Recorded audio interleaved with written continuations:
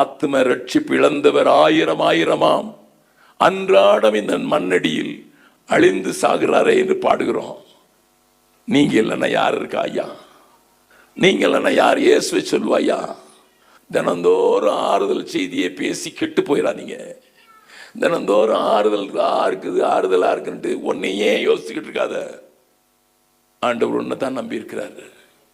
இந்த ராஜ்யத்தின் சுவிசேஷம் சகல ஜாதிகளுக்கும் பிரசங்கிக்கப்படும், அப்பொழுது முடிவு வரும். நீங்க இல்லைன்னா யார் இருக்கா ஐயா?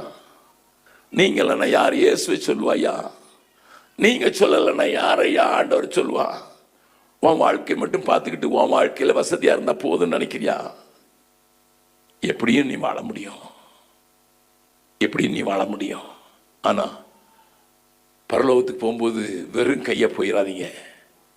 நீங்க என்ன செய்யறீங்கன்னு மட்டும் இருதயத்திலிருந்து யோசித்து பாருங்க.